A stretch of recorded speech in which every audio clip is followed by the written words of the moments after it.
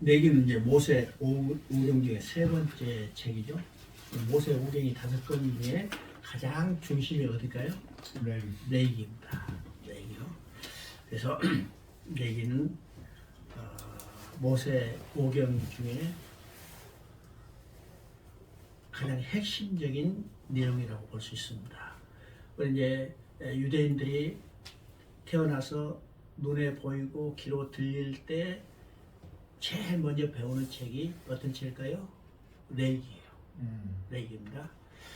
그러면 우리가 레이기 하면요 어떤 인상을 가지고 있나? 레이기 하면 어렵다, 그죠? 이해하지 못하겠다 이런 관점을 가지고 있습니다. 그래서 우리가 이제 신년이 되면, 그죠? 신년이 되면 금년에 내가 성경을 한번 꼭 읽어갈까 아주 결심을 해요. 그래서 대체 하나님이 천지를 창조하시느라 굉장히 출발하죠. 그런데 딱 한 달 지나고 레이기에 들어서면 맨 피 터지는 이야기밖에 안 나는 거야. 그래서 딱 막혀가지고 그것을 돌파하지 못하고 성경제 끝나죠. 끝나.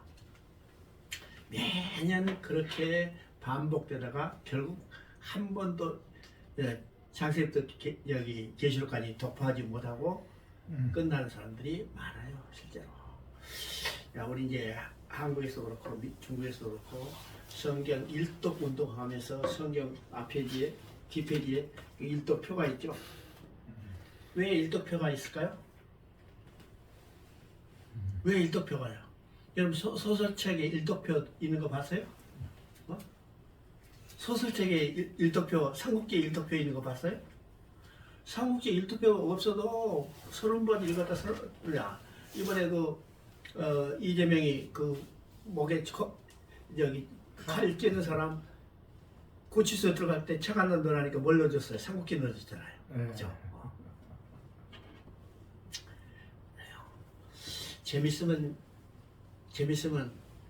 여러분 읽죠? 재밌으면. 근데 왜 어렵다고 생각해요? 재미없기 때문에. 왜 재미없을까요?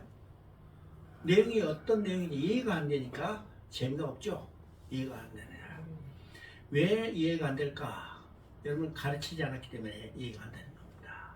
한국의 성도들이 성경을 즐겨 읽지 않은 것이 가르치지 않았기 때문이에요. 내용을 이해하지 못하기 때문에 읽지 않습니다. 읽잖아요. 내가 10년째 딱 10년 됐는데 지난 12월 달에도 이제 중국 대전에 가면 대전에 연구단지 연구소들이 많죠. 그거는 상당히 그 수준이 높은 사람들인데 10년 전에 딱 그 연구단지의 신우의 신우의 모임이 있어요. 연합 모임이 있어요. 연합 모임에서 내가 국사를 딱 강의한 적이 있어요. 거의 한 30명 모였습니다. 굉장히 모이죠. 내가 한국에서 국사는 처음 거기서 강의를 했어요. 그런데 그 팀들이 지금도 연결돼 가지고 강의를 하는데 그분이 한 사람이 그러는 거야. 야, 성경 이렇게 쉬운지 처음 알았던 거야. 성경이 이렇게 나. 그래서 할 말이 성경이 쉽고 재밌으니까 자기는 계속 성경 읽는다네요. 그래야 소설적도 재밌고 쉬우니까 읽잖아요. 소설도. 그래서 우리가 내기도 어떤 책인가를 정확히 알아야 합니다. 내기는 어떤 책일까? 내기는 뭘까 연결되냐면 출애굽기 40장과 연결됩니다. 그러면 출애굽기 40장은 어떤 내용? 하나님이 성막을 완공하고 성막에 하나님이 임재하고 하나님의 영광이 충만하고 끝나죠. 그리고 연결된 책이 레위기요. 그러면 레위기는 출애굽기 40장에 연결됐다면 성막에 하나님 계시기 때문에 하나님을 모시고 사는 삶이 어떤 건가를 율법과 규례를 말하는 것이 바로 레위기입니다. 레위기죠. 그래서 레위기는 우리가 이제 두 부분으로 나눌 수 있는데 1장부터 16장까지 이제 학자들에 따라서 조금 견해가 다르지만은 하여튼 1장부터 16장까지를 전반부라고 그럽니다. 이 전반부의 내용은 하나님의 성전에 계시는 하나님을 만나러 가는 길을 보여주는 겁니다. 비를요. 그 길은 어떻시야? 대제사장이 드리는 제사를 통해서 하나님께 나가요. 그래서 네 개의 전반부는 제사법과 제사장에 대한 이야기입니다. 그리고 레위기 16장이 핵심장인데 이 핵심장은 백성 모든 죄를 위해서 대제사장이 그날 하루 짐승의 피를 가지고 지성소에 들어가서 백성의 죄를 사함받고 하나님을 만나러 가는 길을 보여주는 겁니다. 이게 계속되죠. 그러면 후반부는 어떤 것일까?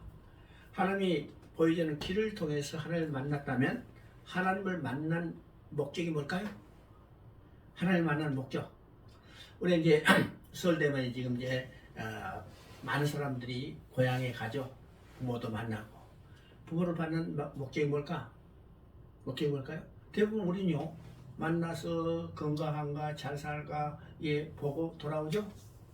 근데 인간이 하나님을 만난 목적은 그동안 하나님 못 만나서 하나님 잘 계신가, 얼굴 건강한가, 잘 먹고 잘 사는가, 그거 보기 위해서 갔어요?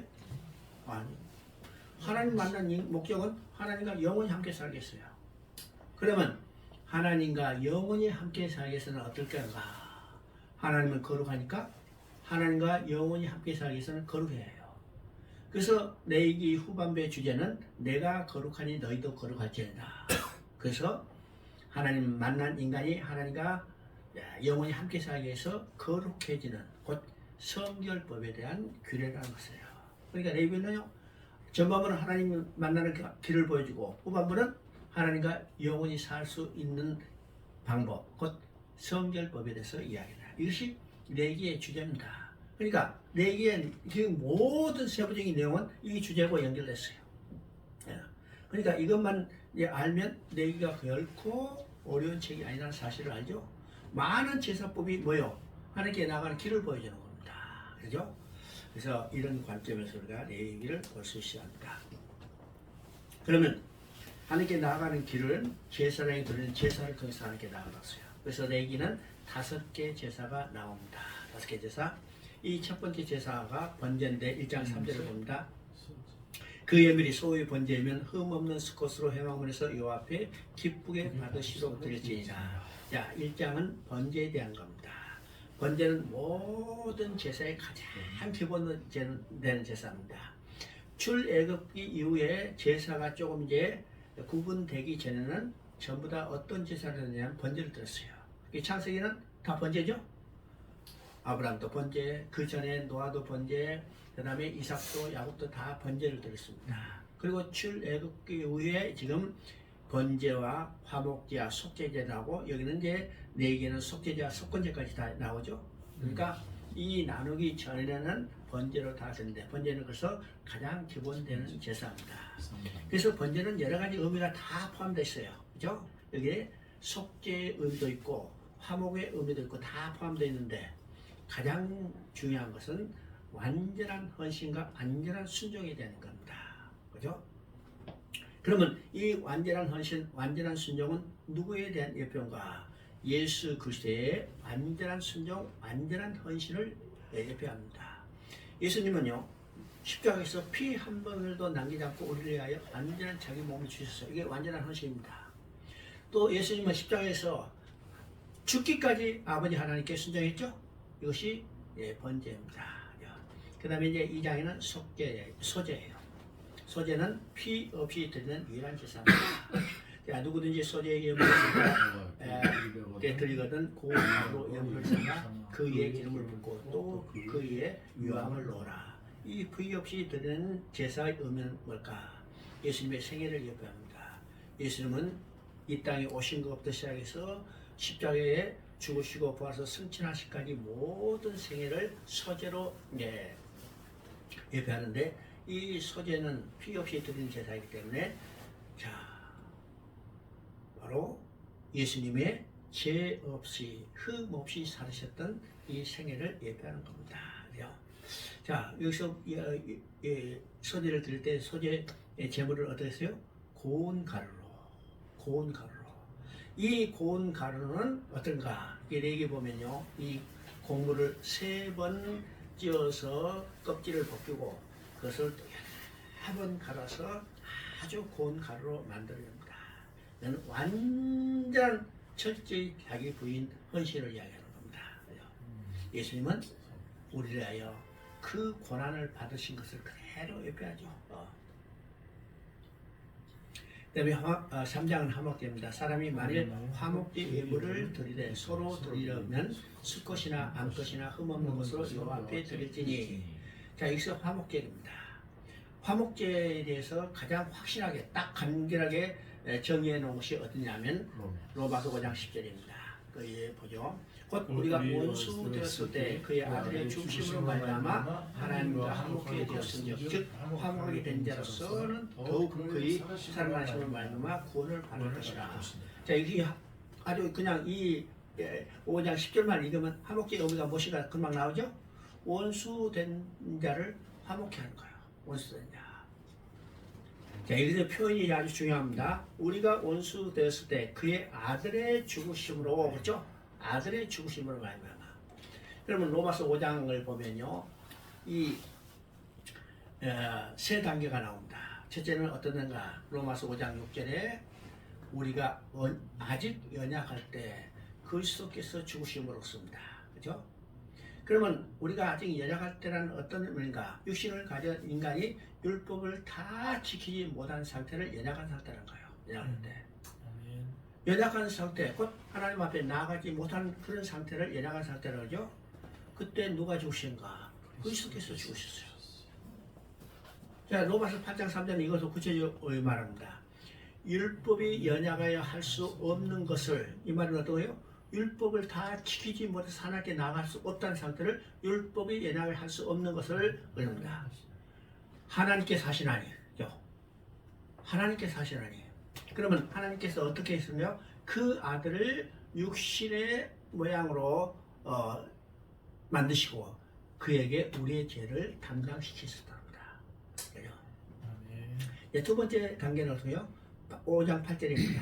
우리가 아직 죄인 됐을 때 그리스도께서 죽으심으로 하나님께서 우리에 대한 자기의 사랑을 확증해줬습니다. 죄인 됐을 때죠.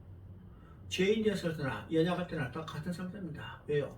하나님께 나가지 못하는 거예요. 그죠? 그때 누가 죽었는가? 그리스도께서 죽었어요. 근데 지금 10절은 뭐라고요? 우리가 원수 되었을 때 그의 아들의 죽으심이라고 했죠? 그러면 우리가 세상의 일반적인 관념은 어떤 것이요? 원수를 갚는 거죠. 원수를 갚아. 아버지를 죽인 원수를 갚으라. 그 아들 참 용감하고 의롭다 하고 칭찬하죠? 근데 하나님 어떻게 해요? 원수를 화목하게 해서 누가 죽었어요? 그의 아들이라고 씁니다. 그죠? 아들. 이건 똑같이 표현이 똑같은 내용인데 그리스도께서 죽은 것이나 그 아들이 죽은 거랑 똑같은데 이 표현을 보면요 엄청난 의미가 다르죠? 그리스도께서 죽었었다는 것과 하나님이 자기 아들을 죽게 하심으로 우리가 원수를 화목케 했다는 것이 얼마나 우리가 받아들이는 것이 달라요? 이것이 소위 화목제입니다. 화목제죠? 그 다음에 4장에는 속죄제입니다.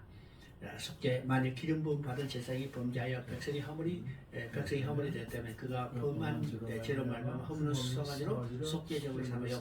이건 뭐 이제 제사장뿐만 아니라 일반 백성들도 하나님의 금령을 어기면 속죄제를 드려야 합니다. 속죄제는 아주 간단한 거예요.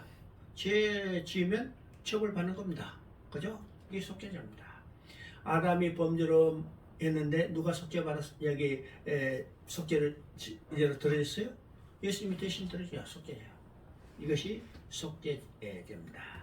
그 다음에 이제 5장 14절부터 6장 7절까지는 속건제입니다. 속건제 왜? 누구든지 여호와의 성물에 대하여 부지 중에 범죄하시면 여호와께서 속건제를 드리되 내가 지정한 가치를 따라 성소의 세겔로 몇 세겔 은에 해당하는 허물은 순양을 양떼 중에 끌어다 속건제를 드리라. 그러면 이 속건제는 어떤 것일까? 속건제하고 속죄제하고 가끔 헷갈리기도 해요. 그죠? 어떻게 부정하게 써놓으면요 이거 뭐가 뭔지 몰라. 근데 속죄제하고 속건제가 어떤 다른가? 속죄제는요 죄에 대한 처벌을 받는 거죠. 근데 속건제는 죄에 대한 처벌을 받을 뿐만 아니라, 그죠? 죄를 범했을 때 다른 사람의 재물에 피해를 입혔거나 정신적인 피해를 입혔다면 그것까지 갚아주는 것이 속건제입니다. 그래서 속건제는 배상 의미가 있어요. 자, 우리가 예를 들면 간단히 어떤 사람이 칼을 또 다른 사람 찔러서 죽였다. 이건 속죄제만 드리면 돼요. 속죄제냐? 근데 어떤 사람이요 집에 불 질러서 사람 죽였다. 그러면 사람 죽인 사람 죽인 살인죄도 생각하지만은 방화범이죠. 그 집 보상해줘야 해요. 이게 재물이라는 보상입니다. 그러면 이사야 53장 10절에 보면 예수님께서 속건제물로 드렸다 했습니다. 예수님이 속건제물로 드리는 것은 어떤 의미일까요? 아담이 범죄할 때 하나님의 이름이 모독받고 하나님의 영광이 훼손됐어요. 하나님의 구원을 이루신 것은 이사야 48장 11절에 이야기한 것처럼 내가 나를 위하여 내 이름을 누구에게 모독받겠으면 내 영광을 누구에게 찬탈당하리라. 아담으로 말미암아 모독받은 하나님의 이름과 영광을 누가 회복할 건가? 바로 그것을 해서 예수님이 속건제물로 드려진 겁니다. 이게 속건제물이에요. 자, 그런데 우리가 이제 4개에서 5개 제사를 이야기하죠. 번제, 소제, 화목제, 속죄제, 속건제. 그러면 이 제사들의 의미는 뭘까? 이거는 완전히 독립된 제사의 의미가 아니고, 자, 예수님께서 십자가에 드릴 한 가지 제사로 설명할 수 없기 때문에 이 5가지 제사로 나눠서 설명했죠. 나눠야 합니다. 그럼 다른 말로 하면요, 이 5개 제사를 하나로 합쳤을 때 예수님께서 십자가에 드린 제사를 올바로 설명할 수 있어요. 그러면 너희에게서 이 제사를 통해서 하나님께 나갈 길을 보여준다면 이 5개 제사를 하나로 합쳤을 때 예수님께서 드리신 십자가 제사를 올바로 설명할 수 있다면 인간이 하나님 앞에 나갈 수 있는 유일한 길은 어떤 것이요? 그리스도 십자가에 드린 제사를 통해서요. 이것이 내게서 증거하는 겁니다. 자, 제사를 드리는 규례가 있습니다. 그러니까 이제 번제에서 수송아지 때는 예를 들었습니다. 여러분 이제 제사를 드릴 때 제물에 대해서 여러 가지 이야기하죠. 지금 번제에서는 수송아지, 순양, 순염소, 그 다음에 비둘기, 그 다음에 들어갔어요. 또 다른 데 가면요, 심지어 뭘까지 들어가느냐, 곡물까지 들어가 있죠. 뒤에 속죄되면요, 가난한 사람은 곡물로 속죄제를 드리기까지 명령했어요. 그러면 왜 하나님께서 한 가지 제물로 제사를 드려야 하지 않고 여러 가지 제물의 종류를 이야기했을까? 제물의 종류를 여러 가지로 정해준 것도 하나님의 은혜입니다. 은혜요? 여러분 제물의 종류가 뭔지 골치 아프게 여러 개 따질 필요 없고, 이건 하나님께 나가는 길을 제사 드리는 이 방법을 보여줬는데 왜 하나님은 여러 가지 제물의 종류를 말씀했을까? 한마디로 말하면요, 가난해서 제사 드리지 못해서 하나님께 나아가지 못한 사람이 한 사람도 없도록 하는 하나님의 은혜입니다. 여러분요, 수송아지로 제물을 드려야 한다면 가난한 사람 들 수 있어요, 없어요? 수송아지 한 마리 얼마예요? 드립니다. 수송아지 한 마리 얼마? 여기 값이 떨어져서 하죠. 옛날에 500만 원까지 올라가죠. 이야, 1년에 한 번 제사도 500만 원 힘든데 우리 제사 몇 번 드려야 해요? 몇 번 드려야 해요? 하루에도 수십만 원 드려야 실제로 하려면. 그러면 가난한 사람 들 수 있어요, 없어요? 못 드려.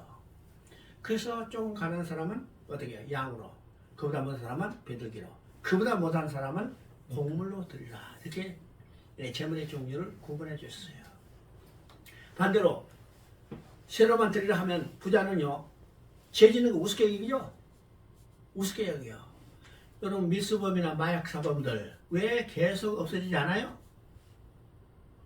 밀수에서 번 돈이 벌금보다 훨씬 많기 때문에요. 그죠? 그건 우습게 여기는 거예요. 그래서 제물의 종류를 경제사상에 맞도록 각각 구분해 준 겁니다. 이게 하나님의 은혜예요. 하나님의 은혜죠. 자, 그래서 지금 수송아지를 드리는 겁니다. 자, 1장 3절에 보니까 그 인물이 소의 번제에는 흠없는 수컷으로 회막문에서 여호와 앞에 기쁘게 받도록 될지라. 지금 이제 이거 흠없는 거 수컷, 이건 참 복잡한 이야기들이 많이 있지만 이건 구체적인 것은 여기서 일어나고요. 여호와 앞에 기쁘게 드라. 자, 번제단 앞에, 제단 앞에, 그죠? 이 제단 앞에는 곧 어디요? 하나님 앞에 말고 이게 하나님 앞에 말과 동일한 겁니다. 그러면 모든 제사는 누구 앞에? 하나님 앞에서 드려요. 모든 제사는 하나님 앞에서 드리는 겁니다. 그러면 구약의 제사는 오늘날 예배라고 비유할 수 있죠. 그러면 오늘 예배는 누구 앞에 드리는가? 하나님 앞에 드리는 겁니다. 하나님 앞에 드려요. 그런데 오늘 하나님 앞에서 예배 드리고 있을까 생각해보죠. 하나님 앞에서 예배 드리고 있을까? 하나님 앞에 예배 드린다면 하품할 수 있을까 없을까요? 그렇죠? 하나님 앞에 예배 드린다면 핸드폰 만지작거릴까요? 만지작거리지 않을까요? 이거 잘하잖아요. 김정은이 뭐 하다가 그냥 한번 졸았더니 그냥 고사바로 쏴버렸잖아. 하나님 앞에 드리나요? 하나님 앞에. 그러면 반대로 목사는 예배를 집전하죠? 하나님 말을 전해야 할까 아니면 자기 말을 전해야 할까요? 하나님 말. 근데 오늘 하나님 말 전하는 게 아니라 하나님 말은 창고상이고 다 자기 말 전하는 거예요. 자기 말이에요. 이게 하나님 앞에 얼마나 우리가 깊이 생각해요. 그 다음에 1장 4절 보니 그는 번제물의 머리에 안수할 지니 있습니다. 이 안수라는 것은 여기서 좀 번제에 따른 심각한 이야기입니다. 그냥 머리에 써놓고 안수하는 게 아니라 이 제물이 쓰러질 정도로 힘있게 누르는 거예요. 힘있게 누르라. 그럼 여기서 두 가지 의미가 있습니다. 안수를 통해서 이 제사자의 죄를 지금 대신 전가받는 거예요. 그러면 이 제물이 죽는 것은 누가 죽어요? 뭐 때문에 죽어요? 이 제물이 죽는 것은 이 제사자의 죄를 짊어지고 대신 죽는 거죠? 그러면 예수님이 십자가에 죽었을 때 누구의 죄를 짊어지고 죽었어요? 우리의 죄를 짊어지고 죽었어요. 그 다음에 안수할 때 쓰러질 정도로 힘있게 안수한다 그랬죠? 이 쓰러질 때 힘있게 안수한다는 것은 이 제물과 제사 드린 사람이 하나가 되는 거예요. 하나가 돼요. 그러면 이 제물이 죽는 것은 누가 죽는 거예요? 제물과 내가 하나가 됐기 때문에 제물이 죽는 것은 곧 내가 죽는 겁니다. 그러면 예수님이 십자가에 죽었을 때 누가 죽었어요? 예수님이 십자가에 죽었을 때 누가 죽었어요? 나도 죽었어요. 내가 죽은 겁니다. 이게 로마서 6장 3절부터 5절에 세례를 통해서 연합했다고 했죠? 연합을 하고 바로 이게 연합의 겁니다. 예수님 십자가 죽을 때 연합된 나도 십자가에 못 박았어. 그래서 우리가 예수님 믿는다면 예수님이 죽었어요? 안 죽었어요? 안 죽었어? 죽었어. 옛사람은 이미 죽었잖아. 예수님과 함께 그죠? 연합됐을 때 죽은 겁니다. 그 다음에 여호와 앞에서 잡을 것이요 그 피를 가져다가 제단 사방에 뿌릴 것이요 없습니다. 피를 뿌려야 해요. 짐승이 죽은 것으로 끝나지 않고 피 흘리는 것으로 끝나지 않고 어떻게 해요? 피를 뿌려야 합니다. 뿌려야죠. 자, 출애굽기 12장에서 열절 어린 양을 잡았어요. 그 피를 문설주 인방에 발랐습니다. 문설주 인방에 발라야만 하나님의 그 피를 보고 넘어가시죠. 그 짐승이 어린 양이 그 집에서 죽었다 하더라도 피를 뿌리지 않으면 아무 소용없어. 피를 발라야 해요. 피가 뿌려져야 합니다. 그 피는 오늘 어디에 뿌렸을까요? 우리 마음판에 뿌렸어요. 하나님은 우리 마음판에 뿌려진 피를 보시고 우리를 용서하시는 겁니다. 그 다음에 6절에 보니까 가죽을 벗기고 각을 뜰 것이요. 이건 염과 혼혈과 간절과 골수를 찔러 쪼개기까지 우리가 모든 것이 다 드러나야 우리가 죄를 다 처리할 수 있습니다. 그 다음에 1장 8절에 그 뜬 곽과 머리와 기름을 제단 위에 불 위에 놓으시며 제사장이 하는 일입니다. 제사장이 다 처리해서 제사장한테 이게 제물을 넣게 되면 제사장은 그걸 번제단에 올려놓는 역할이에요. 그래서 번제단에 타서 여호와께 향기로운 그죠? 제물이라 다 드러내서 완전히 태워질 때 하나님이 우리를 기뻐 받으시는 겁니다.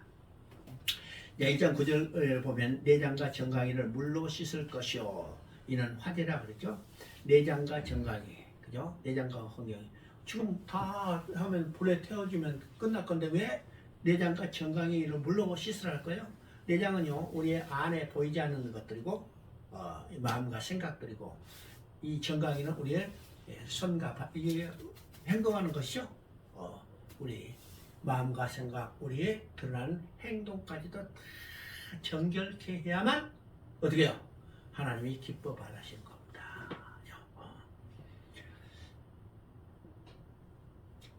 8장 1절부터 3절을 한번 봅니다. 여호와께서 모세에게 말씀하시되 너는 아론과 그의 아들과 목과 가니와 속하게 서로마리아 순양주와 무교와 강물을 이끌고 온 해족을 모으라.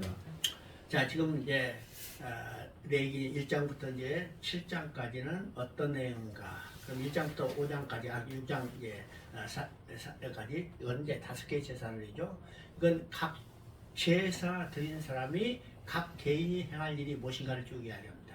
그리고 이제 6장 후반부부터 7장은 그것을 제사장이 지금 역할도 있죠. 그러니까 제사 드리는 사람의 역할과 제사장의 역할을 구분해서 설명하는데 그 제사 내용은 똑같아요. 똑같은 내용을 가지고 누가 어느 관점에서 설명하느냐 이게 차이입니다. 그리고 이제 8장부터 10장, 그죠? 8, 9, 10장은 대제사장의 이야기입니다. 그러면 8장은 대제사장의 임직이에요.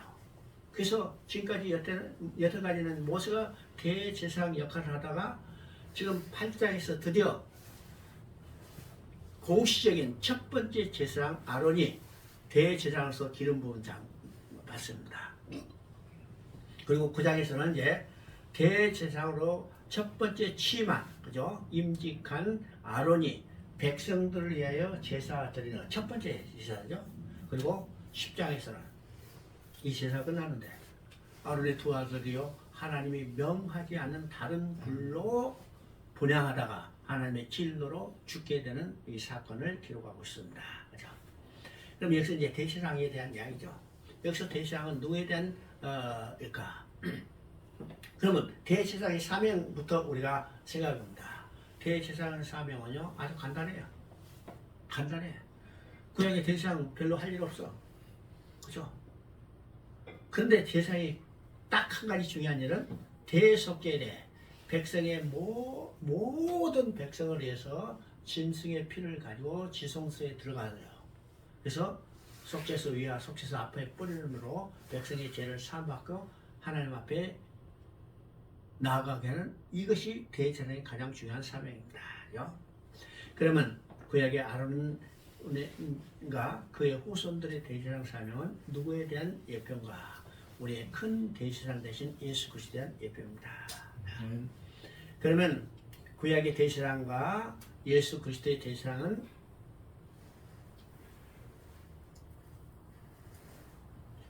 어떻게 다를까? 한마디로 구약의 대제사장들은 백성을 하나님 앞으로 인도할 수 없었어요. 그러나 예수님은 우리 백성을 하나님 앞으로 인도했어요. 그것은 나중에 설명하도록 하겠습니다. 그 다음에 16장 15절을 한번 읽어봅니다. 16장 15절 또 백성을 위한 수제자 염소를 잡아 그 피를 가지고 휘장 안에 들어가서 그 송아지로 행함과 같이 그 피로 행하여 속죄소와 속죄소 앞에 뿌리니라. 자, 이게 앞서서 우리가 좀 더 보십시다. 12장을 한번 봅니다. 12장 8절 한번 읽어봅니다. 그 여인이 어린 양을 바치기에 힘이 비치지 못하면 산비둘기 2마리나 집비둘기 새끼 2마리를 가져다가 하나는 번제물로 하나는 속죄제물로 삼을 것이요 제사장은 그를 위하여 속죄하지니라. 그러면 12장은 어떤 이야기냐면요 여인이 자식을 낳은 이야기입니다. 자식을 낳고 정결케 하는 규례에 대해서 이야기합니다. 그렇죠? 그런데 여기서 이제 중요한 것은 6절부터 8절까지 내용은 뭘 드리라고 했어요? 번제로 드리고 속죄제를 드리라고 했습니다. 그죠? 여인이 자식을 낳고 번제 드리고 속죄제를 드리라. 왜 번제와 속죄제를 드리라 했을까요? 우리가 자식을 낳으면요 기뻐하잖아요. 100일 되면 잔치사 하잖아요. 그죠? 기뻐하는데 왜 지금 번제와 속죄제사를 할까? 그러면 이 낳은 자식은 누구예요? 이 낳은 자식은 누구? 어? 이 낳은 자식은 죄인이요. 죄인이요, 죄인이 아니요. 죄인이잖아요. 지금 죄인 2사람이 살다가 자식 하나 딱 낳았더니 죄인 3사람 됐죠. 하나 낳으면 더 몇 명? 죄인 4명. 아까 몇 명? 집에? 9명? 이야, 죄인만 누구로만 한 거야. 조금만 더 많으면 아버님 교도소 되는 거야. 그죠? 누굴 낳았어요? 죄인 낳았습니다. 우리가 자식 낳았다고 기뻐만 할 게 아니라 죄인 하나 떠나서 슬퍼하죠. 그러면 죄인이 하나님 앞에 나을 수 있는 유일한 길은 어떤 것인가? 죄사들이잖아요. 죄사. 그래서 이 여인이 번제와 속죄제를 드리는 겁니다. 다시 말해서 하나님께 나아갈 길을 지금 열어주는 거예요. 이런 거죠. 부모가 중요한 일은 하나님 앞에 나아가게 해준 그 자식을, 그죠? 그럼 오늘 우리가 하나님 앞에 나아갈 수 있는 길은 어떤 것이요? 예수 그리스도를 믿게 하는 겁니다. 예수 그리스도를 믿게 하는 거. 그래서 부모에서 가장 중요한 책임은 뭐요? 부모로서 가장 중요한 책임은 좋은 대학 가는 게 아니요. 하나님 앞에 나아가는 길을 열어주는 거. 바로 그것은 신앙교육입니다. 그리스도를 믿게 하는 거예요. 이 신앙교육. 이게 부모로서 가장 중요한 거예요. 언제부터? 태어나자마자. 오늘 이제 이 교회 이기에 대해서 여러 가지로 이야기하지만은 뭐 하도 많아서 다 말할 것도 없죠. 근데 가장 중요한 일은 오늘 교회 교육이 망가졌다는 거예요. 근데 교회 교육이 망가지기 전에 어디에서 맞죠? 가정에서 신앙교육이 없다는 거예요. 가정에서 신앙교육이 없어. 자, 부모가 자식을 낳아서 가정에서 신앙교육이 없어. 이제는 어디로 보내요? 교회로 보내요. 야, 교회 가면 신앙이 좋아지겠지. 천만의 말씀입니다. 여러분요, 자녀들이 교회 와서 신앙생활하는 시간이 일주일 동안에 몇 시간일까요? 몇 시간? 30시간. 딱 교회만 나오는, 주일만 나오는 애는 1시간에서 2시간. 그 다음에 조금 열심히 있는 애들은 한 3시간. 거의 전부요. 그런데 놀랍게도 그 학생들이 교회에 나와서 배우는 이 공과교재, 그죠? 공과교재. 이거는 신앙교육이 아닙니다. 엄격 이야기예요. 엄격해요. 그러면 교회에서 신앙교육 그렇게는 아니야. 그죠? 교회에서 신앙교육. 집에서도 신앙교육이 없어. 그러면 맹탕이죠? 맹탕이야. 이게 오늘 현실입니다. 현실은. 언제부터 시작되는가? 태어날 때부터 시작해요. 모세 교육을 통해서 보존하죠? 모세가 태어나자 석 달 동안 순경에다가 지금 갈대 상자에 집어넣어서 나일강에 버렸어요. 하나님의 강거적인 역사로 그걸 건져냈죠. 누구에게 양육받았어요? 자기 친어머니 품속에서 양육받았어요. 그러면 요게벳이 자기 아들을 지금 젖을 먹여서 그 아들에게 뭘 가르쳤겠어요? 히브리의 정체성을 가르칩니다. 그렇죠? 그리고 5살, 6살 이제 지나자 왕궁에서 최고 학문을 교육받았어요. 몇 년 동안? 35년 동안. 근데 40살 돼서 모세가 자기가 일하겠다고 들어나서 딱 보는 것이 히브리 사람이 애굽 사람에 의해서 지금 희롱당한 것을 보고 그 히브리 사람을 뭐라고 했어요? 자기 형제라고 했어요. 자기 형제라고 부르는 순간 모세는요 모든 것을 다 포기해버린 거죠. 그러면 5년 동안과 35년의 비교를 해보세요. 35년 동안 최고의 학문을 교육받았지만 젖을 먹을 때 자기 어머니로부터 받던 이 신앙교육을 이겨낼 수 없어요. 그렇죠? 신앙교육이 언제? 태어날 때부터. 태어나기 전부터, 그죠? 왜요? 다시 말하면요, 내가 모태에서 취약 중에 태어났기 때문에 언제부터 교육이 돼요? 태어나면 모태부터 시작이죠. 왜요? 자, 그 다음에 13장, 14장은 한마디로 해서 나병에 관한 이야기죠. 그러면 생각해 봅니다. 왜 13장, 14장, 그 다음에 15장, 유출병까지 한다면요, 다른 병들이 많은데, 그죠? 다른 병들은 많은데, 오늘 같은 암덩이가 더 무서운 병이죠? 그럼 다, 그런데 왜 나병만 딱 이야기했을까? 그것도 한 장도 아니고 두 장이나 나병에 대해서 이야기했을까? 그죠? 왜 한 장도 아닐까? 이건 나병 자체를 이야기하는 게 아닙니다. 나병의 증상은 죄의 증상과 똑같아요. 죄의 증상. 그러면 이 죄 문제를 어떻게 처리하는가? 바로 이거 나병 환자를 처리하는 것을 통해서 보여주고 있습니다. 예, 그런 관점에서 여러분 13장, 14장을 보시기 바랍니다. 그 다음에 이제 아까 얘기했죠. 16장 15절 또 백성을 위한 속죄제 염소를 잡아 그 피를 가지고 시장 안에 들어가서 그 수상한 피를 행함 같이 피를 뿌려함 같이 그 피로 행하여 속죄소와 속죄소의 앞에 뿌릴지니라. 이건 이제 대속죄 16장은 레위기 핵심장입니다. 이 날 하루 대제사장이 짐승의 피를 가지고 지성소에 들어가서 여기 말씀 속죄소 위와 속죄소 앞에 뿌림으로 백성의 죄를 다 사함받게 해주고 백성을 하나님 앞으로 인도하는 일을 이루는 날입니다. 자, 여러분 이제 16장 5절 6절을 한번 읽어봅니다. 16장 5절 6절 이스라엘 자손의 회중에서 속죄 제물로 삼게 하여 순염소 2마리와 번제물로 삼게 하여 순양 1마리를 가져가지며 아론은 자기를 위한 속죄제의 수송아지를 드리되 자기와 집안을 위하여 속죄하고. 지금 대신랑 아론이 자기를 위한 속죄제를 먼저 드리죠? 먼저 드려요. 왜 거룩한 대신랑이 자기를 위한 속죄제를 먼저 드릴까요? 왜요? 대제사장도 사람 가운데 취한 자고 그도 죄인이기 때문에 자기 이러한 속죄제를 먼저 드려서 자기를 거룩하게 하고 그 다음에 백성을 위한 속죄제를 드리는 겁니다. 그래서 속죄제를 먼저 드리죠. 그 다음에 자기를 위한 속죄제를 드려서 자기를 거룩하게 한 다음에 그 다음에 백성을 위한 속죄제를 대제사장서 사명을 감당합니다. 감당할 때 염소 2마리를 취했다가 이 제비를 뽑아서 여호와를 위한 염소를 제비 뽑아서 이걸 잡아가지고 그 피를 양동에 담아서 지금 지성소 안으로 들어가는 겁니다. 지성소 안에 들어가서 지금 피를 뿌릴 때 어디다 뿌리는가? 속죄소 위와 속죄소 앞에 뿌릴 때 나왔습니다. 그죠? 가서 쫙 뿌려버리라 이렇게 하지 않고 속죄소 위와 속죄소 앞에 뿌렸습니다. 그러면 지성소에 들어가면 뭐가 있냐?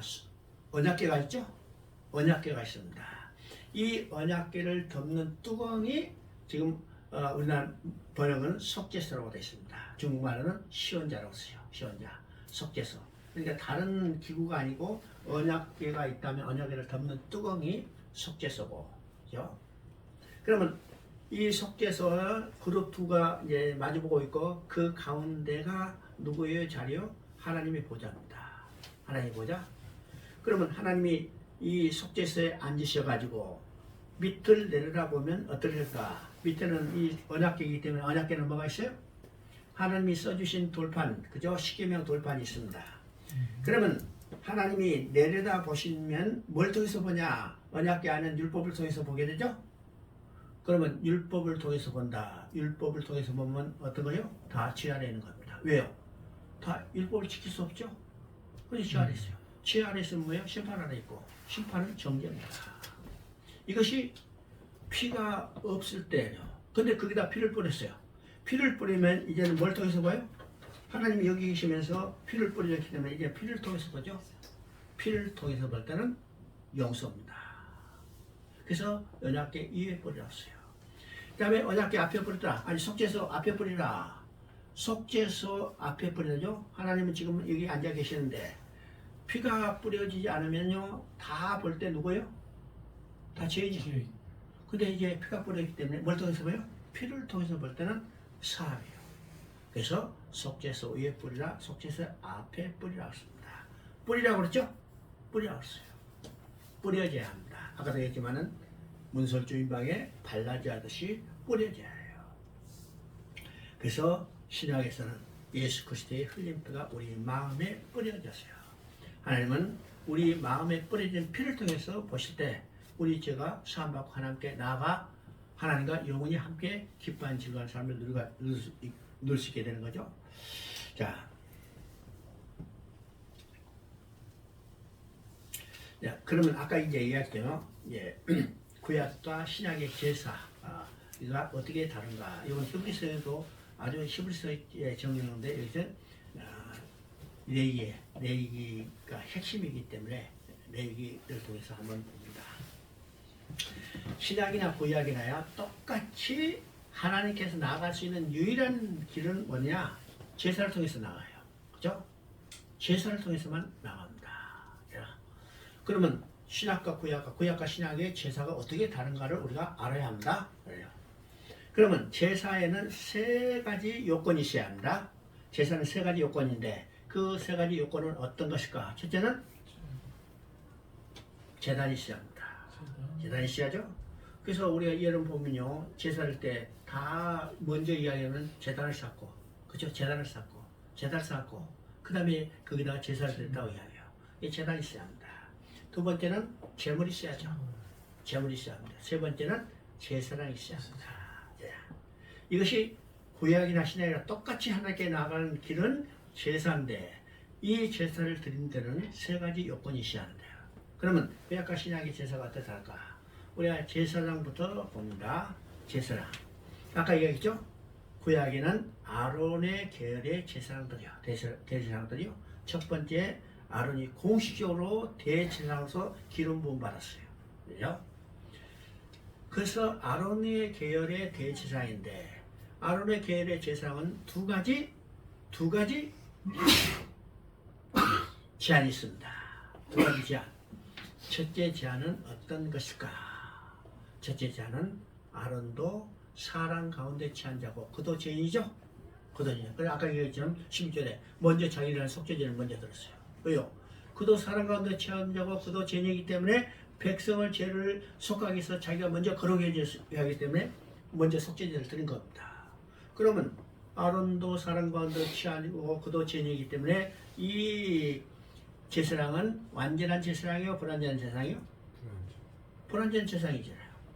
그 다음에 두 번째 하나는 아론은 자기가 살아있는 동안만 제사장 노릇을 했어요. 그가 죽으면 그 아들이 했어요. 그 아들이 또 살아있는 동안은 제사장 하다가 그가 죽으면 그 아들이 했어요. 그래서 이건 시간적으로 요한한 제사장이죠.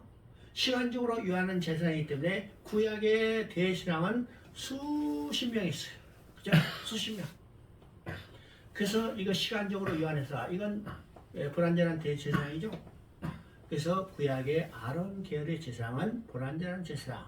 첫 번째는 그도 죄인이요. 두 번째는 그가 죽을 때까지만 하기 때문에 시간적으로 요한하다. 이거 불완전한 제사장이죠. 두 번째 제물입니다. 제물을 뭘로 들었어요? 짐승의 피를 들었어요. 짐승의 피를 들었다. 이건 불완전한 제물이죠. 왜일까? 짐승이요, 인간을 대신할 수도 없고 인간을 대표할 수도 없어. 대표할 수 있어요, 없어요? 대신할 수 있어요, 없어요? 원수가 와가지고 내가 당신 대신하겠어. 대표하겠어요? 인간을 대표할 수도 없고 대신할 수도 없어요. 이건 뭐요? 그림자로만 보여주는 겁니다. 그림자로. 피 흘림 없음즉 제사 명령이라. 그림자로 보죠. 그래서 구약의 제물은 불완전한 제물입니다. 그죠? 불완전한 제물이죠. 세 번째 제단입니다. 아까 얘기했죠? 주님께서 이야기했죠? 내가 보여준 모양대로 지어라. 그죠? 내가 보여준 모양대로. 그러면 하늘에 실체가 있고 땅에 모세가 지은 것은 하늘에 있는 것에 대한 그림자. 사람이 손으로 지은 것이라고 했어요. 그러면 구약의 제사장은 어디서 지금 제사를 드렸냐면 하늘에 있는 실체에 대한 그림자적 사람이 땅에다 지은 성제단에서 제사를 드렸어요. 이건 완전한 제단이요? 불완전한 제단이요? 불완전한 제단이죠? 그러면 구약의 제사는 불완전한 대제사장이 불완전한 제물로 그림자적 제단에서 제사를 드렸다. 이건 완전한 제사요, 불완전한 제사요? 불완전한 제사예요. 불완전한 제사를 드렸기 때문에 우리의 죄가 완전히 사해지지 않았고, 우리의 죄가 완전히 사해지지 않았기 때문에 하나님께 나갈 길이 열리지 않았어요. 열렸어요? 안 열렸어요? 안 열렸어요. 뭘 통해서? 휘장이 찢어지지 않은 것을 통해서 우리 하나님께 나갈 길이 열리지 않은 겁니다. 그런데 신약의 제사는 똑같이 세 가지 요건이 있습니다. 첫째는 제사장이죠. 제사장은 누구요? 하나님의 아들 예수 그리스도예요. 이건 흠 없고 점 없인 완전한 대제사장이죠. 그분은 영원부터 영원까지 계신 분이요. 그렇죠? 영원부터 영원까지 계신 분이요. 이건 완전한 대제사장입니다. 제물은 짐승의 피가 아니라 예수님 자신의 피로 제사를 드렸어요. 제물로서요. 이건 완전한 제물이죠? 완전한 제물입니다. 그 다음에 제단은 땅에 있는 사람이 지은 그림자적 성막이 아니라 하늘에 있는 참장막이에요. 참장막이죠? 그러면 신약의 제사는 완전한 대제사장이 완전한 제물로 참 제단에서 제사를 드렸기 때문에 이 제사는 완전한 제사죠. 완전한 제사. 완전한 제사를 드렸기 때문에 우리의 죄가 완전히 사해졌고, 우리의 죄가 완전히 사해졌기 때문에 이제는 하나님 앞에 담대히 나갈 수 있습니다. 이게 신약과 구약의 차이예요. 구약은 그림자로 보여줬죠. 그러면 구약의 짐승의 제물로 제사 드린 사람은 어떻게 되는가? 그죠? 어떻게 구원 받았냐, 못 받았냐? 그죠? 구원 받았어요. 구원 받았어. 그러면 구약의 짐승의 제물로 제사 드린 사람은 어떻게 해요? 하나님이 그 제사를 통해서 죄를 덮어주셨어요. 덮어줬죠? 못 본 채? 그럼 언제 죄를 지었을까? 예수님 십자가에 다 이뤘다고 할 때 이 덮었던 죄도 완전히 처리해버릴 겁니다. 그러면 구약이나 신약이나 인간이 하나님 앞에 나아갈 수 있는 유일한 길은 어떤 거요? 율법에 드리는 짐승의 제물이 아닙니다. 구약의 제사가 아니고 오직 예수 그리스도의 십자가에 드린 제사를 통해서요. 이것이 천하에 구원받을 만한 다른 이름을 우리에게 주시는 오직 하나, 십자가의 예수 그리스도. 명쾌하죠? 아멘. 명쾌합니다. 이것을 뭐 복잡하게 지금 세대주의자가 하는 사람 어느 시대는 뭘 통해서 구원받고 어느 시대는 뭘 통해서 구원받는다, 이건 다 헛소리예요. 오직 성경은 예수 그리스도 십자가를 통해서만 우리가 구원받을 수 있다는 사실을 보여주고 있습니다. 자, 16장 20절 21절 봅니다. 그 지성소와 정확한 제단을 위하여 속죄하기를 마친 후에 산 염소를 들되 아론은 두 손으로 살아있는 염소의 머리에 안수하여 이스라엘 자손의 모든 부리가 그뿐만 모든 죄를 알고 그 죄를 염소의 머리에 두어 미리 정한 사람에게 먼저 광야로 보낼지니, 이게 한마디로 아사셀 염소에 대한 예입니다. 그러면 아사셀이 무슨 뜻인가?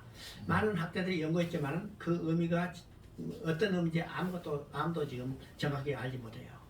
딱 알 수 있는 것은 우리의 죄를 짊어지고 먼 광야로 보내다가 돌아오지 못하고 죽게 된 염소, 이게 아사셀 염소입니다.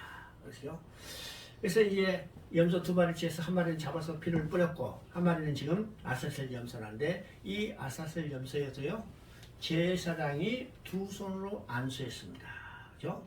두 손을 안수하고 정해진 사람이 이 염소를 끌고 먼 광야로 보내서 다시 돌아오지 못하고 죽게 됩니다. 그러면 대제사장이 두 손을 안수한다는 것은 어떤 의미예요? 대제사장은 백성을 대표하는 사람이죠.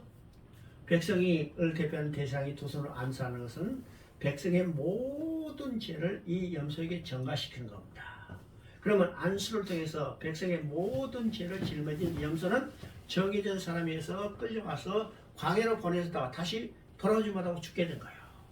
그러면 이 염소는 곧 무엇에 대한 예표인가? 우리의 죄를 짊어지고 가실 예수 그리스도를 예표하는 겁니다. 그죠? 아멘. 자, 구약에서는요 우리의 죄를 처리하는 상징적인 방법을 세 가지를 이야기합니다. 세 가지 했죠. 첫째는 지금 아세셀 염소를 예표해서 시편 103편 12편에 12절에 우리의 죄가를 동이 서에서 먼 것처럼 옮기셨나니. 동이 서에서 먼 것처럼. 우리가 동서는 만난 것 같지만은 영원히 만나지 못하는 겁니다. 그죠? 동이 서쪽을 만나고 싶다고 했다면 서는 그만큼 더 멀리 가버렸어요. 그죠? 자, 두 번째는 이사야 38장 17절에 이야기합니다. 여호와께서 우리의 죄를 자기 등 뒤로 옮기셨나니. 우리의 죄를 우리의 등 뒤로 옮겼다면요, 맨날 보고 너는 죄인이라고 책망했을 텐데 누구의 등 뒤로 옮겼어요? 하나님 자신의 등 뒤로 옮겼어요. 이건 영원히 보지 않다는 거예요. 시집하면 죽어도 못 봐. 그렇죠? 죽으면 다 등에 든 죄 짊어지고 그냥 누워버린데 못 보잖아요. 세 번째는 미가서 7장 18절 19절에 나옵니다. 우리의 죄를 발로 밟아서 깊은 바다에 던졌다. 깊은 바다에 던다는 것은 다시 찾지 못하겠다는 겁니다. 그죠? 그러면 지금 아사셀 염소, 우리의 죄를 짊어지고 먼 광야로 보냈다가 돌아오지 못하고 죽게 된 염소. 자, 이것은요, 신약성경에서 요한복음에 세례 요한이 요단강으로 오시는 예수님을 보고 하시는 말씀이죠. 보라, 세상 죄를 지고 하는 하나님의 어린 양이로다. 세상 죄를 지고 오는 게 아니라 지고 가는, 그죠? 먼 광야로 보내졌던 아사셀 염소. 이게 예수님이 아사셀 염소가 지금 예수님을 세상 죄를 제거하는 예수님을 예표하는 것이다. 그러면요, 우리가 이제 복음서를 앞부분을 보면 어떻게요? 예수님이 공생애를 시작하기 전에 세례 요한으로부터 세례받는 장면이 나오죠? 세례받는 장면입니다. 그러면 세례 요한의 세례는 어떤 의미일까? 그죠? 세례 요한이 예수님이 세례 요한에 받는 세례의 의미는 어떤 의미일까? 그죠? 어떤 의미일까? 지금 예수님이 세례를 베푸는 요단에서 세례를 베푸는 세례 요한의 분이요. 내게 세례를 베푸라. 그게 세례 요한이 뭐라고 그래요? 아니, 내가 당신에게 세례를 받았지. 어떻게 당신이 나에게 세례를 받는다니까? 그랬더니 예수님이 뭐라고 했어요? 그것을 행하여 하나님의 의를 행하라고 했습니다. 여기서 의를 행한다는 것은 하나님의 뜻을 그대로 행하라는 거예요. 무엇을 베풀어서? 세례를 베풀어서. 그러면 세례를 베풀어서 하나님의 의를 행하는 것은 예수님이 지금 세례 요한이 베푸는 세례는 회개를 하는 세례죠? 죄를 회개하는 사람. 그러면 예수님이 세례를 받을 필요가 있어요, 없어요? 없잖아요. 예수님은 근본적으로 죄 없고 흠 없으신 분이 죄가 없는데 왜 세례를 받을 필요가 없잖아요. 근데 세례를 베푸는 하나님의 의를 행하라, 이 말은 어떤 의미일까요? 여기에 지금 다 이야기했죠. 예수님이 세례를 받는 것은요, 제물인과 동시에 제사장입니다. 제가요? 자, 제물이라고 써요. 제물. 지금 세례 요한은 구약의 사람이요, 신약의 사람이요? 세례 요한은 구약의 사람이요, 신약의 사람이요? 신약은요, 예수님이 오심으로부터 시작됐죠. 그러면 세례 요한은 예수님이 오시기 전에 태어났어요? 아니면 오신 후에 태어났어요? 오시기 전에 태어났잖아요. 그러니까 엄격히 말하니까 세례 요한은 구약의 사람입니다. 구약은 제사장이 되는 것은 혈통적 유전적이에요. 그죠? 제사장 가문에 태어나면 제사장이야. 그가 흠이 30살이라면 제사장 사역을 감당해요. 흠이 없다면, 흠이 없는 애요. 제사장 사역을 감당해요. 그러면 지금 세례 요한은 몇 살이요? 예수님이 요단강으로 나올 때? 몇 살? 30살 6개월이잖아요. 예수님이 공생애를 시작한 시 30이라면 30살 6개월. 그러면 세례 요한은 어디요? 제사장으로서 사역이 시작된 거예요. 30살이 넘었기 때문에. 그러면 세례 요한이 예수님을 세례를 베푸는 것은 어떤 것일까? 구약의 백성을 대표하는 제사장이 이 아사셀 염소에게 죄를 전가하는 겁니다. 예수님은 세례 요한의 세례를 통해서 아사셀 염소 죄를 짊어지는 어린 양에서 십자가에 죽으셨어요. 뿐만 아니라 예수님은 대제사장으로 임직을 하는 겁니다. 자, 우리가 8장에 보면요, 대제사장으로 임직할 때 어떻게 해요? 물도부에 몸을 깨끗이 씻은 다음에 그 다음에 이 제사장 예복을 입고 기름 부음 받아요. 이게 제사장의 임직입니다. 그러면 예수님은요, 대제사장으로서 요단강 물에서 세례를 받는 것은 그 몸을 깨끗이 씻는과 동시에 성령의 희생의 기름 부음 받아서 대제사장으로서 사명을 하죠. 그러면 예수님은 대제사장이 되시고 자신이 제물이 돼서 우리의 죄를 완전히 처리하는 이 사역을 이루신 겁니다. 그러니까 예수님이 세례를 받은 의미가 어떤 것인가 분명히 이야기죠. 이것이 성경이 일갈되게 지금 예수 그리스도를 증거하는데 그 예수 그리스도의 사역이 뭔가를 정확히 지금 계속해서 증거해 가고 있죠. 자, 23장 5절 6절을 한번 읽어봅니다. 첫째 달 열나흘날 저녁은 여호와의 유월절이요 이달 15날은 여호와의 무교절이니 7일 동안 너희를 먹을 것이요. 레위기 23장은 어떤 내용일까? 레위기 23장은 이스라엘 백성들이 지켜야 할 날짜와 절기에 대해서 이야기합니다. 그럼 여기서 나오는 날짜는 안식일이죠. 그리고 절기는 7개 절기. 물론요, 이 절기의 이름이 명확히 나오지 않지만 그 내용을 보면 이 절기가 나옵니다. 그러면 그 절기는 어떤 절기일까? 유월절, 무교절, 초실절, 그 다음에 오순절, 그 다음에 나팔절, 대속절, 그 다음에 초막절, 7절입니다. 그러면 이스라엘 백성들이 지켜야 한 모든 날짜와 절기는 예수 그리스도를 통해서 성취될 것을 계시하는 겁니다. 그죠? 그러면 절기는 날짜는 어떤 것인가? 첫째는 안식일이죠. 그 다음에 7년에 일어나는 안식년입니다. 그 다음에 7년이 7번 반복되고 그 한 해를 덮여서 신년, 그죠? 신년도 예수 그리스도를 통해서 성취될 것을 예표합니다. 우리가 저 안식일은 뭐요? 안식일의 주인이요. 누구요? 예수님이죠. 그 다음에 희년도 예수님이 재림함으로 모든 것이 원상될 것을 예표하는 거야. 그래서 이스라엘 백성이 지키는 것은요, 희년입니다. 왜요? 모든 것이 원상되기 때문에, 원상으로 복귀되기 때문에. 그러면 우리가 지금 기다리는 것은 어떤 날짜예요? 어떤 날이요? 희년이요. 모든 것이 원상돼요. 여러분요, 잃었던 기업도 회복되고, 노예로 하나도 회복되고, 빚도 다 탕감되고, 그죠? 원수도 완전히 화목해 되고, 이게 완전히 회복되는 겁니다. 이게 희년이에요. 희년.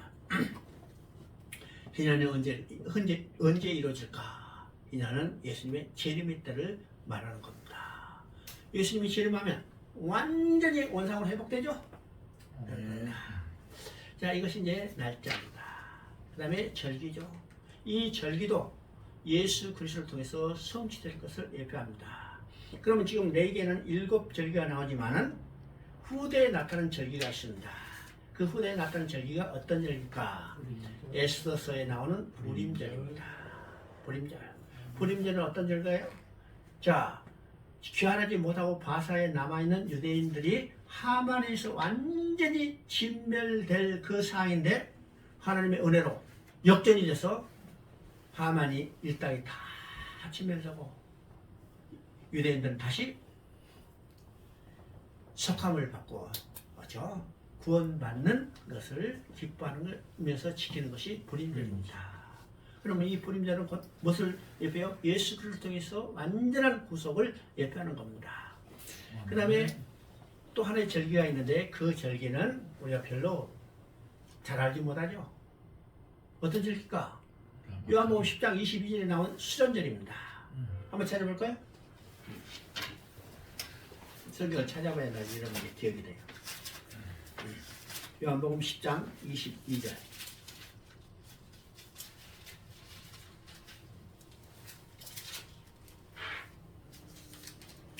예루살렘의 수전절이 이르니 때는 겨울이라 하죠. 여기 수전절의 절기가 나오죠. 수전절. 자,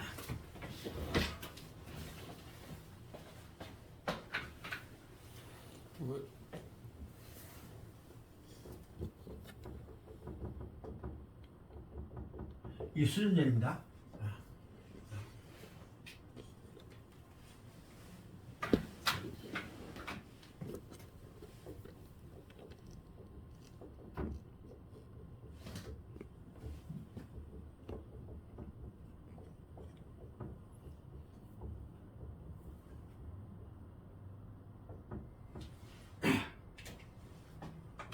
절기가 좀 헷갈릴 때가 있어요. 그렇죠? 6월절. 밑에 6월달에 있는 절기가 아니고 넘어간다는 절기요. 6월절. 그렇죠? 내가 언제가 설교를 들을 때 얘기했어요. 6월달에 있는 절기요. 영어로도 패스오버죠. 넘어간다는. 그다음에 수전절은 제가 성전을 수축했던 것을 기념하는 절기입니다. 그러면 이 수전절도 예수 그리스도를 통해서 성취를 예배하죠. 그럼 수전절은 언제 태어났을까? 우리가 이제 대부분 다요. 그러면 이스라엘 백성이 바벨론으로 포로로 끌려갔다가 바사에서 다시 돌아왔죠. 그러면 그들이 완전히 독립된 나라를 이뤘어요? 아니요. 그래서 또 바사에서 계속 통치받다가 그 바사가 헬라에서 무너졌죠. 헬라 알렉산더가 이 바사를 무너뜨리고 나라를 건설해 헬라를 건설했어요. 이 마게도냐죠. 그러면 이 헬라가 여기 알렉산더가 세계를 정복했죠. 인도까지 정복할 정도로 광범위하게 영토를 확장했어요. 그러면 알렉산더가 그 많은 영토를 정복한 목적이 뭐냐면 영토를 점령해서 큰 대제국을 이루는 데 목적이 있는 게 아닙니다. 알렉산더가 세계를 정복하는 목적은 헬라의 위대한 인본주의적 문화를 세상에 전파하는 거예요. 이것이 세계를 정복하는 목적이었습니다. 목적이죠. 근데 다행히게도, 그죠? 우리로서는 다행히게도 알렉산더가 일찍 죽었어요. 그래가지고 이 알렉산더가 정복했던 이 광대한 영토를 알렉산더의 네 장군에서 통치했죠.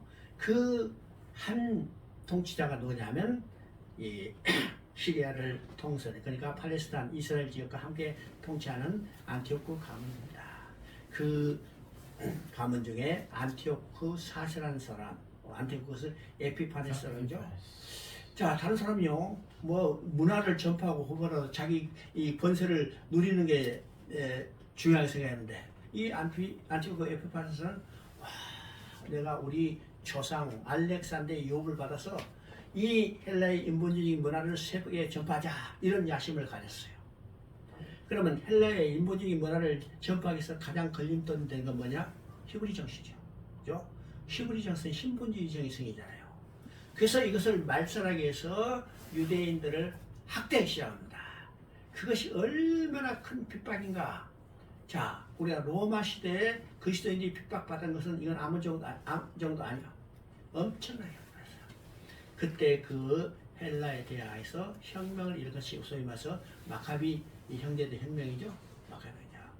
마카비가 혁명을 일으켜서 헬라를 몰아내고 독립국가를 설치했어요. 이게 하스몬 왕대라고 합니다. 그리고 또 그들에서 더럽혀진 성전을 수축했어요. 그래서 그것을 기념하는 절기가 수전절입니다. 수전절. 근데 그들이 독립이 정치한 것이 나라가 영원히 갔어요? 100년 정도 지났다가 다시 로마에 멸망됐죠. 로마 시민이 됐습니다. 또 그들이 성전을 수축했어요. 그들이 수축했을 뿐만 아니라 또 헤롯에 의해서 40년 동안 성전을 수축했는데 이 성전이 영원히 갔어요?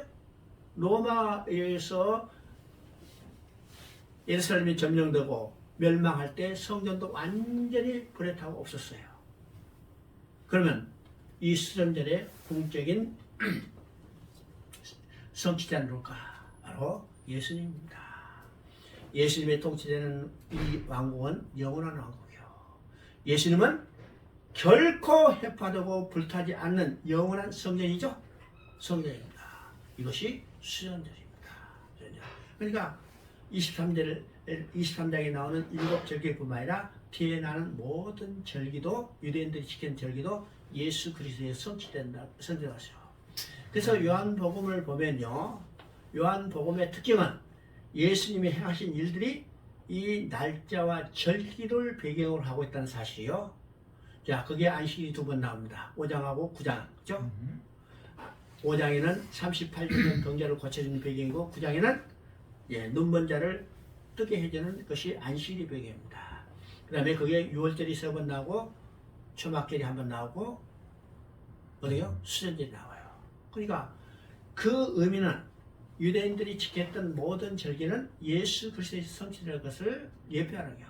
그래서 예수님이 행한 일들이 그 절기의 성취로 이루어졌다는 것을 보여주는 겁니다. 그죠?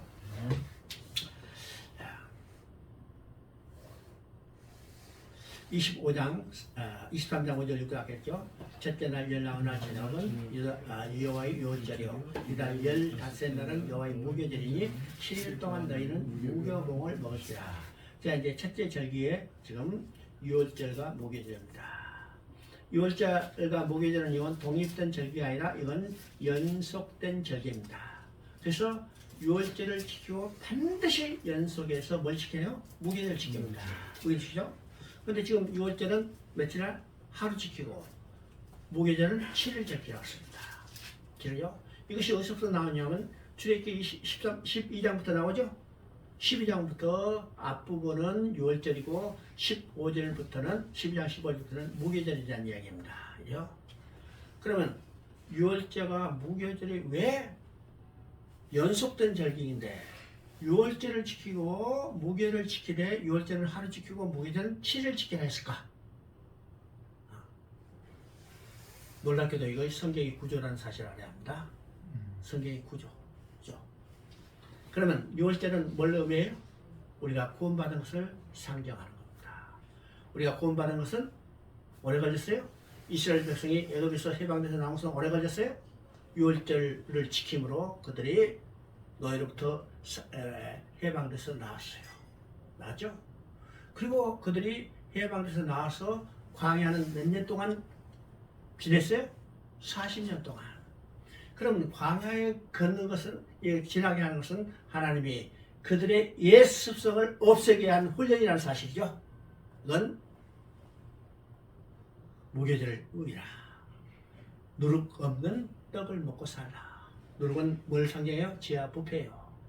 그래서 거룩한 삶을 살아가도록 훈련시키는 겁니다. 그래서 6월절 지키고 무교절은 우리가 거룩한 삶을 살아가는 것은 순간적으로 이루어지지 않죠?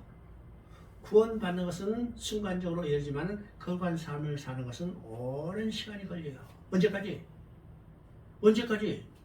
죽을 때까지. 죽어도 아직도 덜 거룩한 상태에서 죽는 거예요. 그죠? 이게 오랜 동안입니다. 그래서 이 구조가 됐어요. 우리가 레위기를 통해서 보죠. 레위기 1장부터 16장까지는 우리가 지금 보지만은 뭐요? 하나님 앞에 나아가는 거예요. 성전을 하나님 앞에 나아가는 게 이거 구원받는 겁니다. 그러면 17장부터는 어떻게 해요? 하나님을 만난 인간이 거룩한 삶을 살아가는 거예요. 그래서 거룩한 삶을 살기 위해서 성경을 빼면서 이야기한 겁니다. 이게 에스라도 그런 구조요, 느헤미야도 그런 구조고. 그 다음에 고린도전서 보면 3장 16절, 17절은 똑같은 구조입니다. 너희가 하나님의 성전인 것과 하나님의 영이 너희 안에 계신 것을 알지 못하느냐. 이건 구원이죠. 근데 17절은 하나님의 성전을 더럽히게 하지 말라. 우리가 구원받은 것은 하나님이 우리 안에 모시는 겁니다. 우리가 성전이고 우리 안에 모시는 거예요. 그러면 하나님을 모시는 삶은 어떻게 해요? 거룩한 삶이 돼야죠.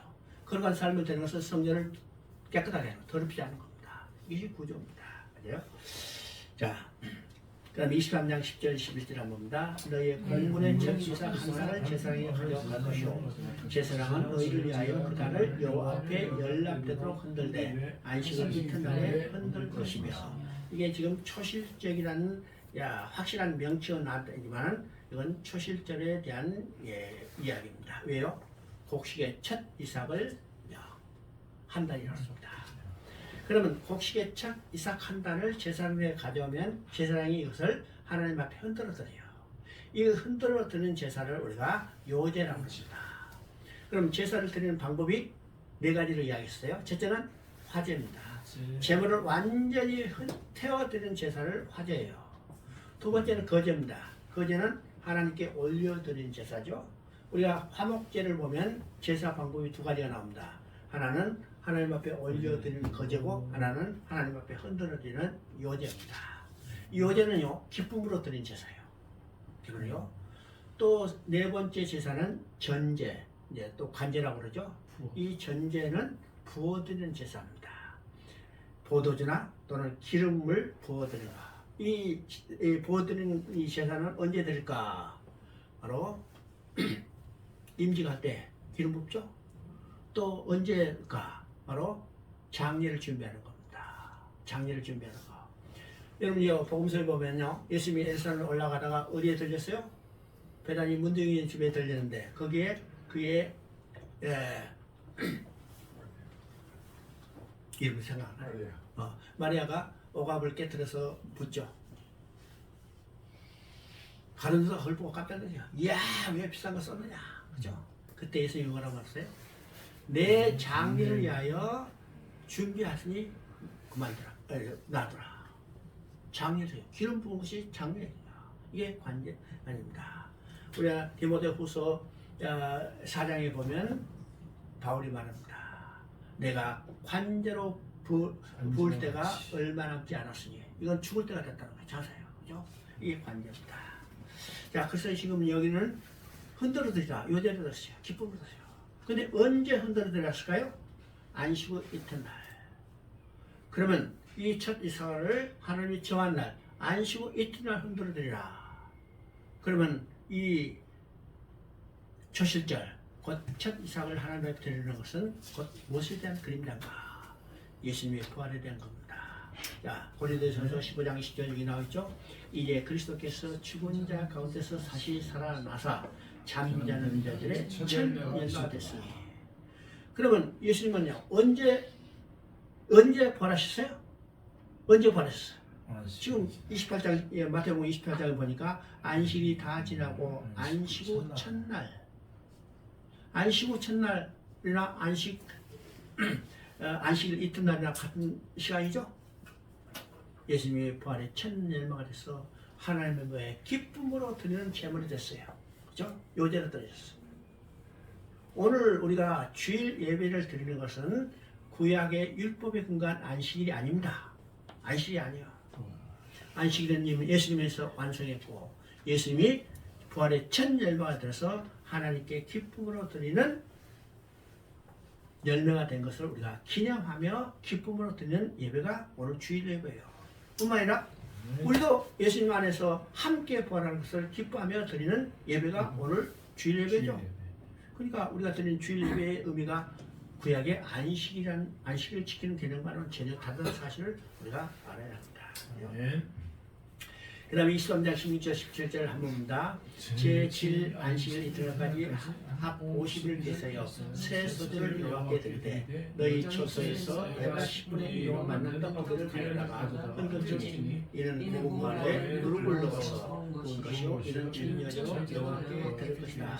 이것은 이제 한마디로 말하면 오순절입니다. 왜요?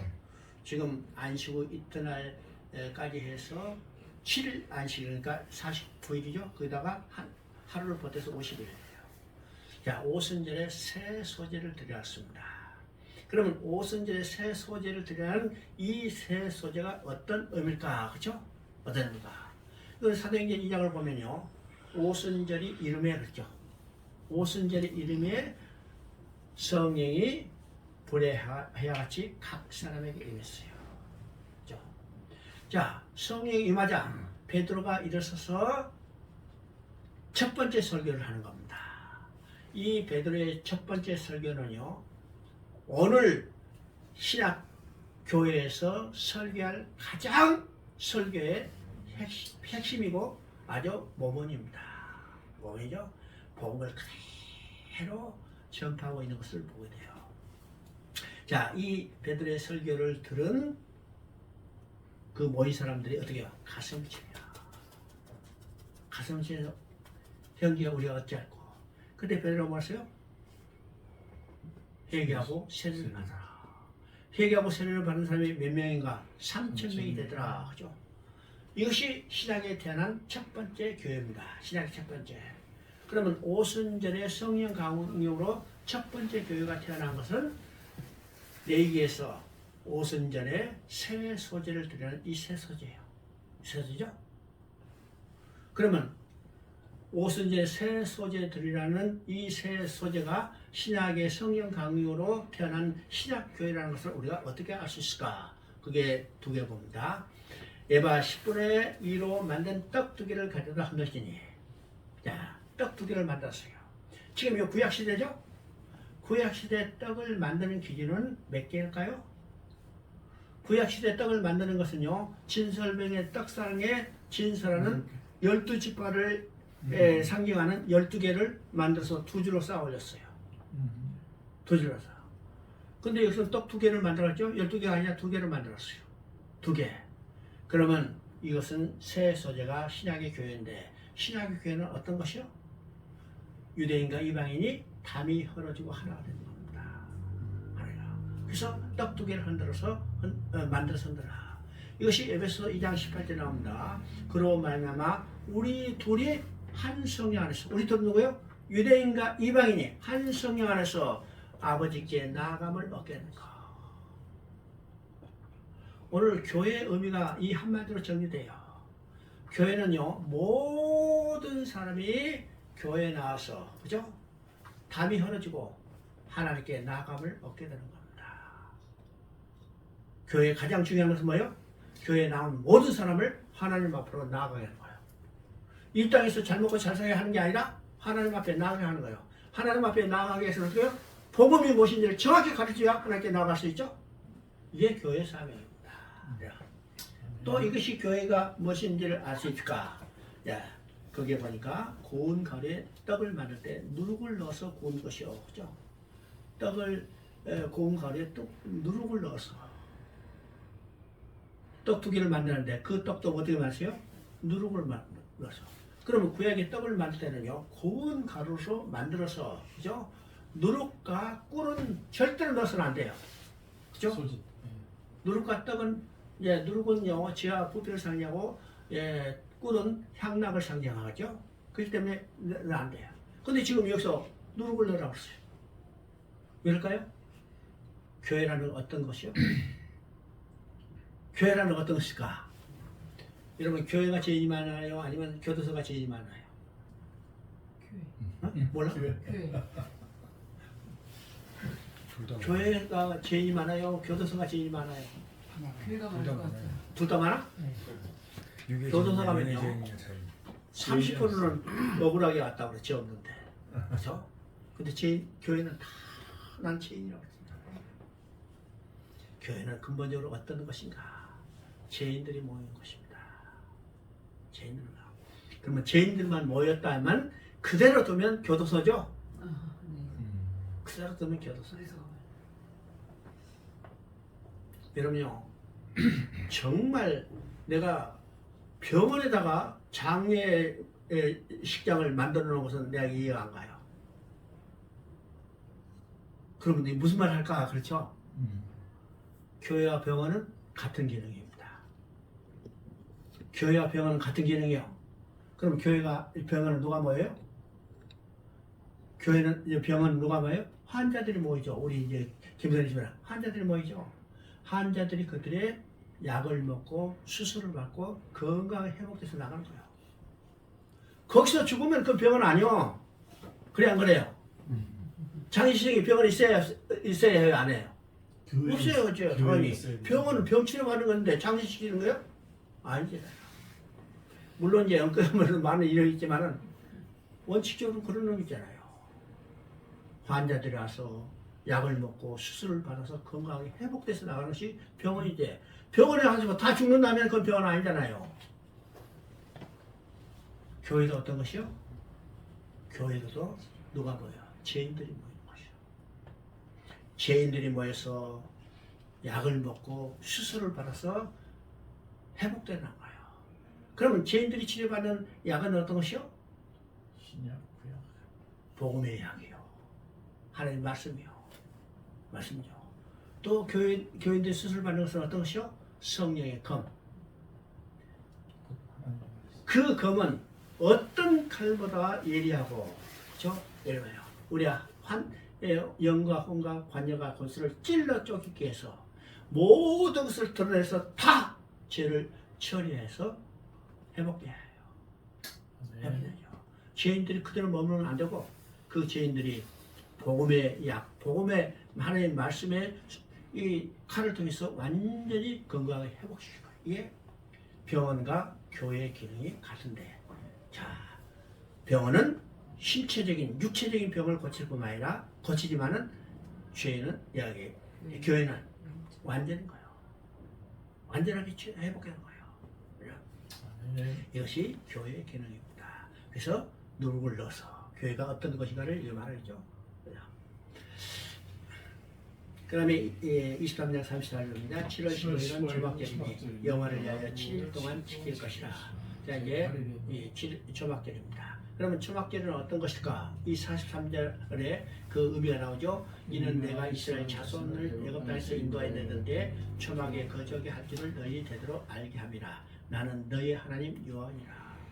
지금 초막절을 시키는 것은요, 이스라엘 백성이 40년 동안 광야의 고난의 행진을 기억하게 하는 겁니다. 기억하게 하는 거죠.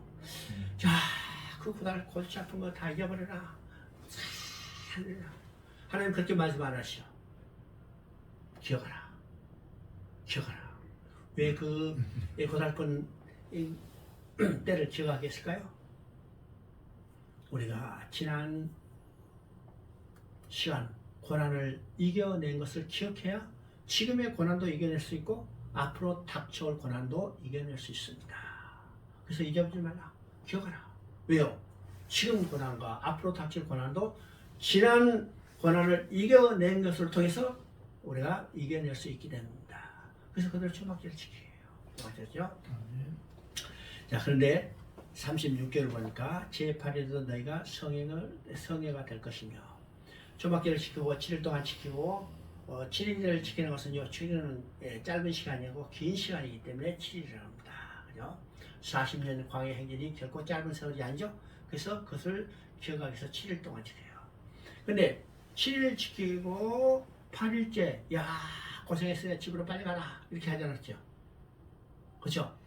8일째 뭐랬어요? 8일에 성회가 될 것이며. 그러면 요한복음에는요, 7장은 예수님이 초막절을 지키는 것을 보게 됩니다. 그렇죠? 한번 볼까요? 8장. 요한복음.